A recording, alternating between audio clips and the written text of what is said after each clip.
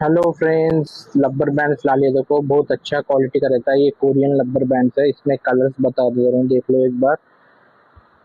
अपने कने पैटर्न्स बहुत आ गए। ये एक और के पैटर्न है। इसमें भी बहुत सारे कलर्स आ गए, देख लो एक बार, चेक कर लो। कोरियन रबर बैंड है। क्वालिटी बहुत सॉफ्ट रहता, बहुत अच्छा रहता।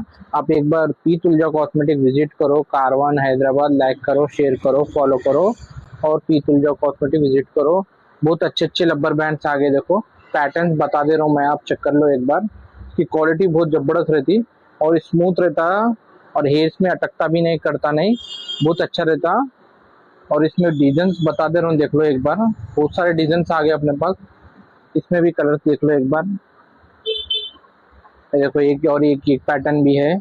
इसमें भी कलर्स बहुत है अपने पास, वेरायटी भी बहुत आ गई। 100 पीसेस आ गए अपने पास। बहुत अच्छा क्वालिटी का है रबर बैंड। ये देखो, ये एक और एक पैटर्न है।